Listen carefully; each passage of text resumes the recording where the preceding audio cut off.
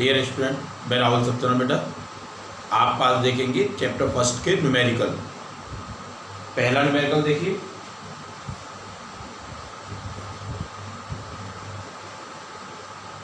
वायु में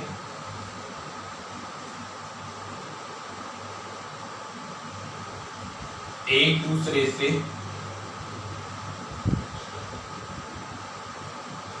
30 सेंटीमीटर की दूरी पर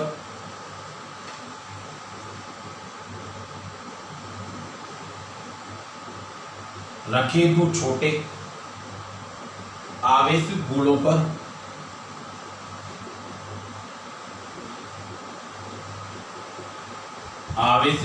पर क्रमशः 2×10⁻⁷ कूलम व 3×10⁻⁷ कूलम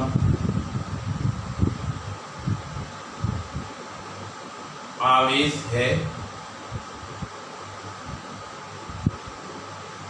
उनके मध्य बल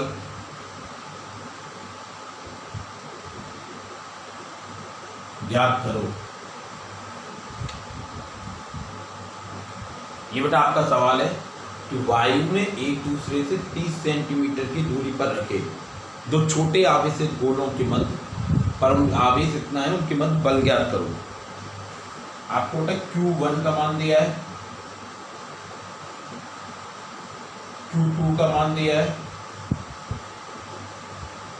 R का मान दिया है जो सेंटीमीटर में है, लेकिन आप इसे मीटर में लगाओगे बेटा।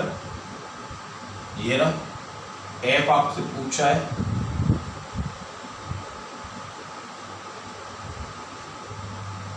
हम जानते हैं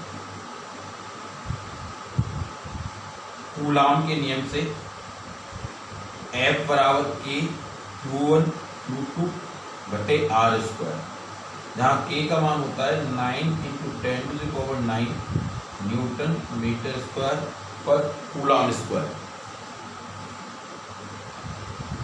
ऐसे लगाओगे तो आपका F बराबर K का मान 9×10⁹, Q1 का मान 2×10⁻⁷, Q2 का मान 3×10⁻⁷ बटे R²।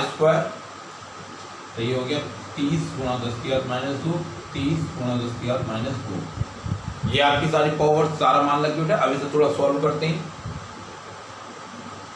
F = ठीक है, पहले सारी पावर सब कुछ एक तरफ कर देते हैं। इस 3 से 30 कट गया 10 बार, ठीक है, 3 से 30 कट गया 10 बार, 9 कट गया 3 बार। तो ये आपका रह गया ऊपर 3×2×10⁻⁻, प्लस के 9 माइनस के 7 माइनस के 7, और नीचे केवल 10⁻⁻, माइनस के 2 माइनस के 2, प्लस का 1 प्लस का 1।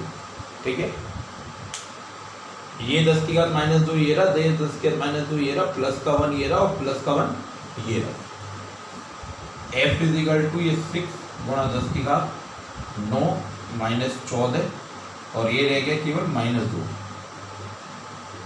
6×10⁻, ये माइनस के 5, ये प्लस के 2, आंसर न्यूटन में। तो F का मान 6×10⁻³ न्यूटन।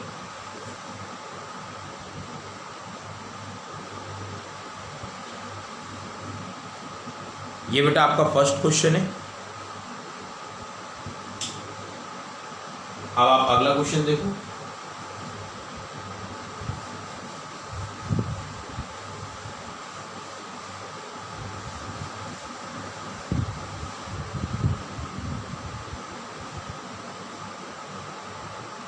अगला क्वेश्चन है, दो समान धातु के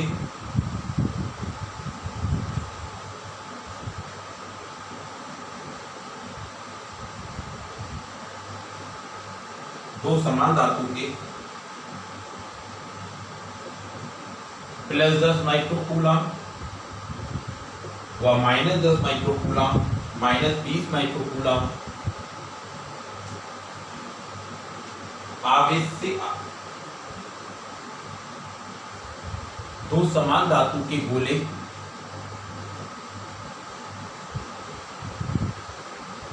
+10 माइक्रोकूलम व -20 माइक्रोकूलम आवेश से आवेशित किए गए हैं। आवेश से आवेशित किए गए हैं यदि इनको एक दूसरे के संपर्क में लाकर यदि इनको एक दूसरे के संपर्क में लाकर पुनः उसी दूरी पर रख दिया जाए, पुनः उसी दूरी पर रख दिया जाए तो दोनों अवस्थाओं में बलों का अनुपात ज्ञात करो।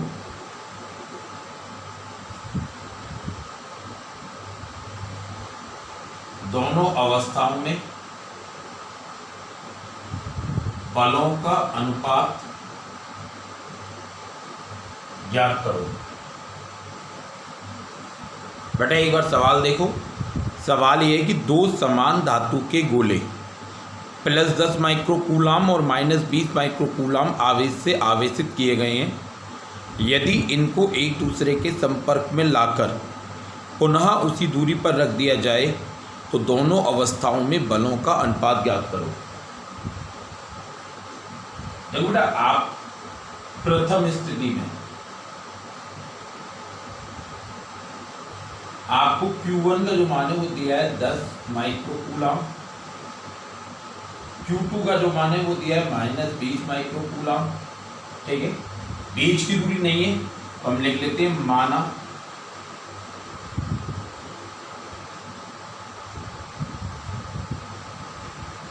दोनों आवेश R दूरी पर हैं, अतः आवेशों के मध्य बल F बराबर क्या हो जाएगा बेटा कि Q1 का मान 10 × 10⁻⁻6 10 × 10⁻⁻6 कूलम, Q2 का मान -20 × 10⁻⁻6 कूलम।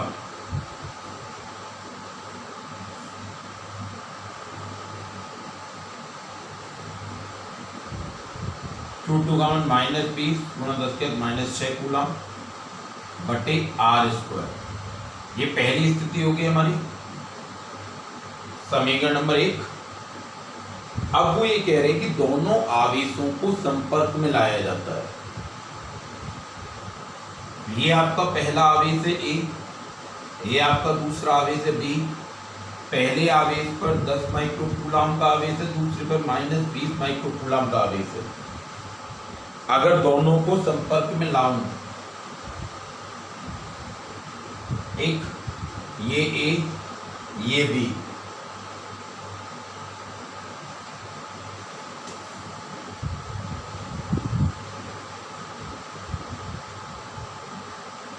तो कुल आवेश हो जाएगा Q1 + Q2 10 ± 20 यानी माइनस का 10 माइक्रोकूलम।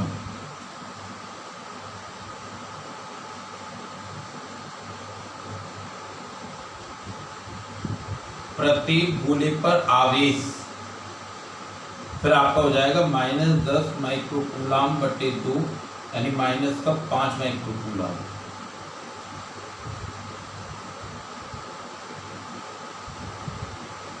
अतः द्वितीय स्थिति में Q1 का मान -5 × 10⁻⁻6 कूलम, Q2 डैश का मान -5 × 10⁻⁻6 कूलम। ये हो गया बेटा। इस स्थिति में जब आप बल निकालोगे तो K F डैश का मान K, Q1 का मान -5 × 10⁻⁻6, Q2 का मान -5 × 10⁻⁻6 बटे R²। ये आपका समीकरण 2 हो गया। समीकरण 2 में आप समीकरण 1 का भाग दो, F डैश बटे F बराबर K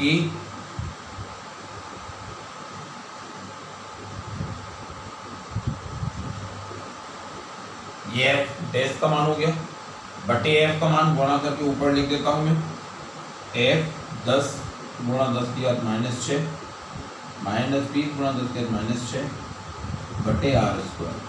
बेटा देखो ये जो आवेश है वो आपको माइक्रो कूलम में दिया है। यहाँ सवाल की जो स्थिति है, अगर आप इसमें नहीं बदलते तो भी सही आता, लेकिन हम इसलिए बदलते हैं जिससे आपको ये हैबिट रहे कि आपको आवेश का मान सदैव कूलम में ही लगाना है। ठीक है, ये जो मान है वो इसलिए बदले हैं जिससे कि आपको हमेशा याद रहे कि आपको जो मान है वो हमेशा कूलम में लगाना है। अब आप देखो आर स्क्वायर से आर स्क्वायर कैंसिल, 10 की घात -6 से 10 की घात -6, इससे ये -6 कैंसिल। ठीक है, इस के से ये आपका के कैंसिल। ठीक है, अब आप देखो आपका क्या रह गया, एफ डैश बटे एफ बराबर माइनस और माइनस प्लस हो गया, ऊपर 25, नीचे ये माइनस का हो गया 200, 25 से 200 कट गया 8वां, तो एफ डैश बटे एफ का मान आया आपका माइनस का 1/8। एफ डैश बटे एफ का मान क्या है,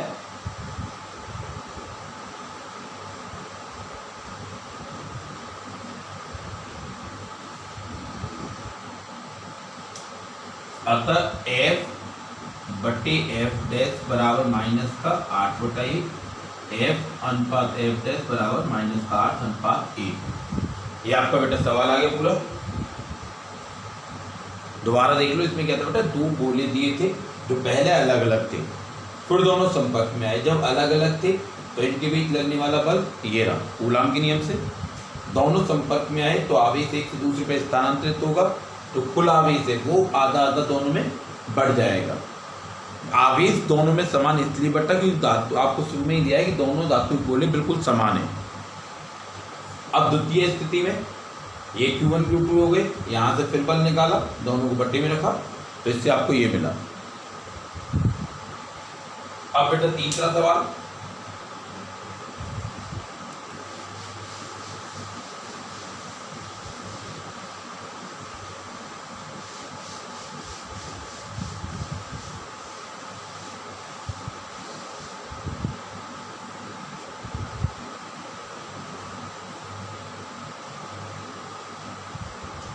तीसरा सवाल ये बेटा, भुजा ए वाले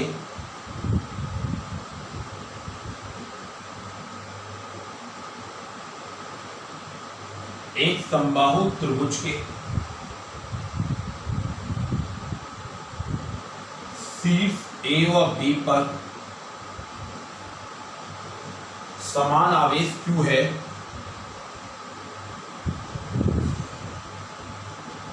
समान आवेश Q है, त्रिभुज के बिंदु C पर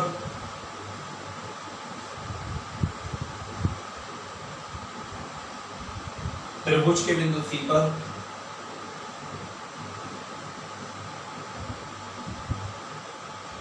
विद्युत क्षेत्र का परिमाण ज्ञात करो। जिसमें आपको बेटा त्रिभुज ये इस तरह से दिया है,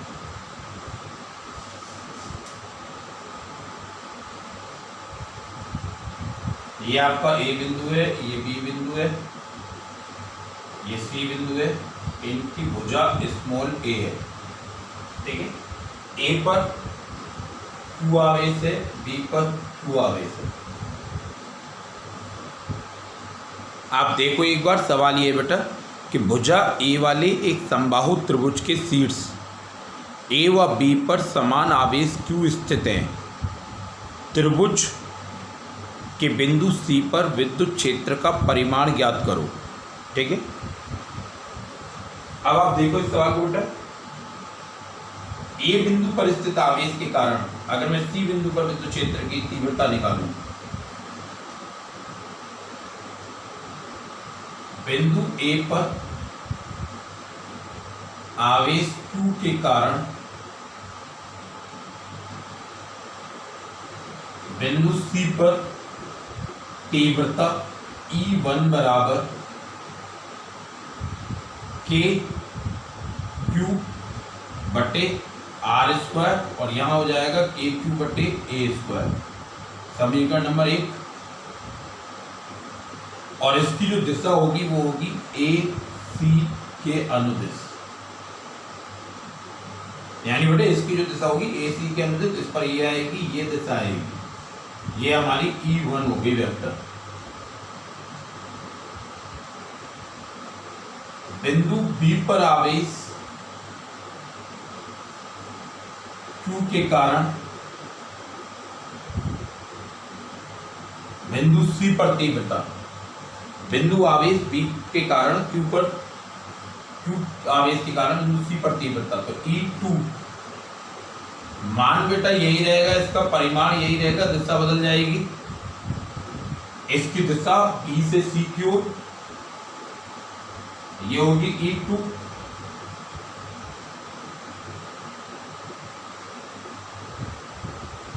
BC के अनुदिश। तो आप देखो, आपका सवाल ये था कि ये ABC एक त्रिभुज है, A पर Q आवेश है, B पर Q आवेश है, बिंदु C पर आपको विद्युत क्षेत्र की तीव्रता निकालनी है। A के कारण जो तीव्रता आई वो ये रही E1, B के कारण जो तीव्रता आई वो ये रही B1। आप देखो ये एक समबाहु त्रिभुज है, इसका मतलब इसका जो प्रत्येक कोण है वो 60 डिग्री का होगा, तो ये कोण कितना होगा 60 डिग्री, तो ये कोण कितना होगा 60 डिग्री। अब यहाँ पर दो तीव्रताएं, एक E1 और एक E2, जो कि 60 डिग्री कोण पर है, ठीक है। परिणामी तीव्रता निकालेंगे ऐसे, परिणामी तीव्रता E बराबर हो जाएगा आपका बेटा अंडर रूट में E1 square E2 square plus 2 E1 E2 cos theta. ये आपका वो सूत्र है बेटा, E बराबर E1 under root E2 plus E1 square plus E2 square plus 2 E1 E2 cos theta. ये वो सूत्र है जो आपने 11वीं में पढ़ा है सदिशों के योग के लिए। ये वो सूत्र बेटा जो आपने 11वीं में सदिशों के योग के लिए पढ़ा है, ठीक है। अब इसमें इन सब के मान रखते हैं।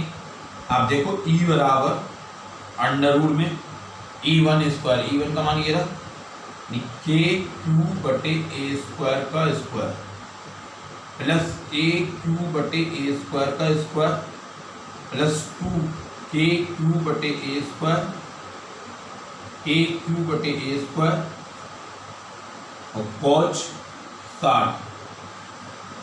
60 बेटा cos 60 का मान 1/2। आप जानते हो E बराबर under root KQ/A square KQ/A square plus 2 KQ/A square, cos 60 का मान 1/2, इस 2 से ये 2 कट गया, E बराबर हो गया अंडर रूट के अंदर बेटा 3 KQ/A स्क्वायर का स्क्वायर, ठीक है। ये हो गया आपका, यहाँ से स्पष्ट है कि E का जो मान है वो आपका हो गया बेटा अंडर रूट 3 KQ/A स्क्वायर।